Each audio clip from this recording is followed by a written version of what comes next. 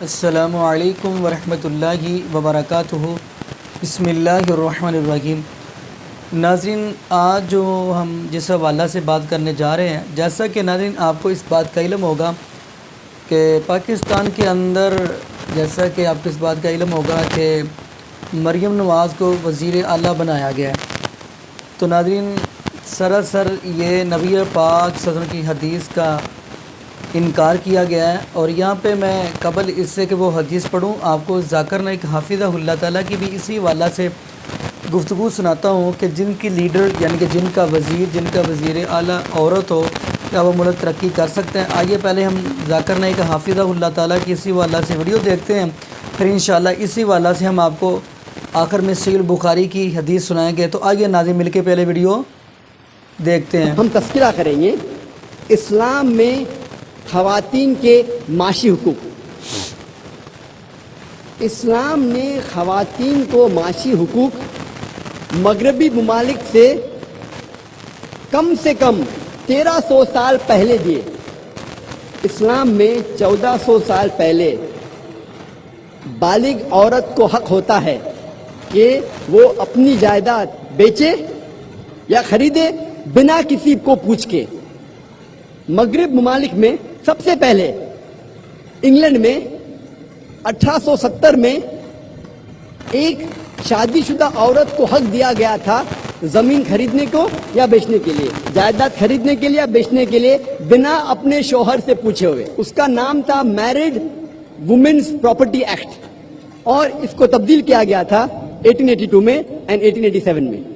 سب سے پہلی بار اسلام نے یہ حق عورت کو مغربی ملک سے 1300 سال پہلے دیے۔ اسلام میں عورت نوکری کر سکتی ہے وہ جو شریعت اسے اجازت دیتی ہے۔ کوئی بھی قرآن میں آیت نہیں ہے یا صحیح حدیث نہیں ہے جو حلال کام کرنے سے عورت کو روکتی ہے، لیکن اسے اپنے حجاب کو مینٹین کرنا چاہیے۔ حجاب کو اختیار کرتے ہوئے اگر نوکری کرنا چاہے تو کر سکتی ہے۔ اگر ایسا کوئی کام ہے جو اسے حجاب کرنے سے روکتا ہے تو وہ نوکری، وہ کام صحیح نہیں، وہ ان اسلامک ہے، غیر اسلامک ہے۔ وہ کام جو جسم کی نمائش کرتا ہے، مثال کے طور پہ ڈانسنگ، فلم ایکٹنگ، ماڈلنگ، یہ سارے کام حرام ہیں۔ بہت سے کام جو مرد کے لیے حرام ہے وہ عورت کے لیے بھی حرام ہے۔ مثال کے طور پہ شراب خانہ میں کام کرنا، جوئے کے اڈے میں کام کرنا، غیر اسلامک کام کرنا، یہ سارے کام دونوں کے لیے حرام ہے، مرد کے لیے بھی عورت کے لیے بھی۔ اور عورت گھر میں سلائی کر سکتی ہے، پوٹری برتن بنا سکتی ہے، آفسوں میں کام کر سکتی جہاں علیحدہ انتظام ہے مرد اور خواتین کے لیے۔ Islam does not agree with intermingling of sexes. وہ کام جس میں مرد اور عورت گھل مل کے کام کرے، یہ کام صحیح نہیں۔ عورت تجارت بھی کر سکتی ہے، لیکن اگر نامحرم کے ساتھ کوئی چیز ہے تو محرم کے ذریعے کرے، والد کے ذریعے، بھائی کے ذریعے، شوہر کے ذریعے یا بیٹے کے ذریعے۔ اگر ہم صحیح اسلامک معاشرہ چاہتے ہیں تو کچھ خواتین کو ٹیچر بنانا ہمارے لیے ضروری ہے، نرس بنانا ضروری ہے، ڈاکٹر بنانا ضروری ہے۔ اگر میں چاہتا ہوں کہ میری بیوی حجاب کرے، میری والدہ حجاب کرے، تو ہمیں دیکھنا چاہیے کہ کچھ خواتین ہمارے معاشرے میں کم از کم نرس بنے، کم از کم ڈاکٹر بنے، گائنیکولوجسٹ بنے۔ لیکن اسلام میں خواتین معاشی طور سے بڑے ذمہ ہیں، ان کے اوپر کوئی فائنینشیل obligation نہیں ہے۔ فائنینشیل obligation اسلام میں، معاشی ذمہ داری اسلام میں مرد کی ہے۔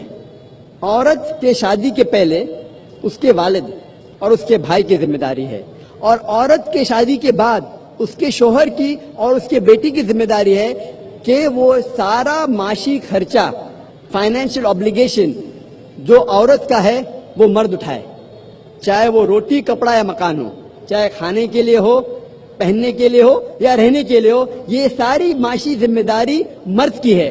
عورت کو زندگی بسر کرنے کے لیے کام کرنے کی کوئی بھی ضرورت نہیں۔ اگر وہ خود چاہتی ہے کہ میں ہاتھ بٹاؤں اور کوئی کام کروں تو وہ کر سکتی ہے، لیکن کوئی بھی اس سے زبردستی نہیں کر سکتا، کوئی بھی اس سے زبردستی نہیں کر سکتا۔ اور اگر وہ عورت کوئی کام کرتی ہے، جو بھی وہ کماتی ہے وہ اس کی دولت ہے، وہ چاہے تو ایک پیسہ بھی اپنے پہ نہیں خرچہ کریں گی تو بھی صحیح ہے، اگر وہ چاہے تو ایک روپیہ بھی اپنے فیملی اپنے خاندان پہ خرچہ نہیں کریں گی تو بھی صحیح ہے، چاہے تو کر سکتی ہے، کیونکہ اگر عورت جو پیسہ کماتی ہے وہ سارا پیسہ اس کا ہوتا ہے۔ فیملی کو چلانے کی ذمہ داری ہے مرد کی۔ اسلام میں چاہے بیوی غریب ہو یا امیر ہو، چاہے شوہر غریب یا امیر ہو، وہ شوہر کی ذمہ داری ہے کہ معاشی خرچہ، سارا فائنینشیل خرچہ گھر کا وہ اٹھائے۔ اگر عورت چاہے تو کام کر سکتی ہے، لیکن اس سے کوئی زبردستی نہیں کر سکتا۔ اسلام میں عورت معاشی طریقے سے بری ذمہ ہے۔ اور جی ناظرین، آپ نے یہ ویڈیو ملاحظہ فرمائی تو ماشاءاللہ ذاکر نے ایک حافظہ اللہ تعالیٰ بڑی کمال کی گفتگو کر رہے تھے۔ میری یہ دعا ہے اللہ پاک ان کو صحت، تندرستی والی، ایمان والی لمبی زندگی دے۔ تو یہاں پہ ناظرین ہم حدیث پڑھتے ہیں، صحیح البخاری کی 749 نمبر حدیث ہے۔ تو نبی پاک صلی اللہ علیہ وسلم کے صحابی بیان فرماتے ہیں، جب جنگ جمل کے زمانہ میں نبی پاک صلی اللہ علیہ وسلم نے دیکھا ہے، اور ساتھ یہ صحابی بیان فرما رہا ہے کہ مجھے کلمے نے بڑا فائدہ پہنچایا۔ تو نبی پاک صلی اللہ علیہ وسلم کو جب اس بات کا پتہ چلا، معلوم ہوا کہ فارس کے اندر، فارس کے سلطنت والوں نے ایک بوران نامی کسریٰ کی بیٹی کو اپنا بادشاہ بنا لیا، یعنی وزیر بنا لیا ہے۔ تو نبی پاک صلی اللہ علیہ وسلم نے بڑی ہی کمال کی یہاں پہ بات کہی۔ نبی پاک صلی اللہ علیہ وسلم فرمانے لگے، جو ملک ایک عورت کو بادشاہ عطا کرتا ہے، جس ملک کی عورت حکمران ہو، تو نبی پاک صلی اللہ علیہ وسلم نے فرمایا وہ کبھی کامیاب نہیں ہو سکتا، یعنی وہ کبھی ترقی نہیں کر سکتا۔ ناظرین یہ تو صحیح البخاری کی حدیث ہے۔ اب خود حساب لگا لیں کہ وزیر اعلیٰ ایک عورت کو بنا دیا گیا ہے، وہ آپ کو ناظرین پتہ ہے کہ، لیکن یہ بھی دیکھیں کہ سراسر یہ نبی پاک صلی اللہ علیہ وسلم کی حدیث کا انکار کیا جا رہا ہے۔ میری تو یہ دعا ہے اللہ پاک ایسے لوگوں کو ہدایت نصیب فرما دے، اور اللہ پاک تمام امت مسلمہ کو نبی پاک صلی اللہ علیہ وسلم کی شریعت کے مطابق زندگی گزارنے کی توفیق دے۔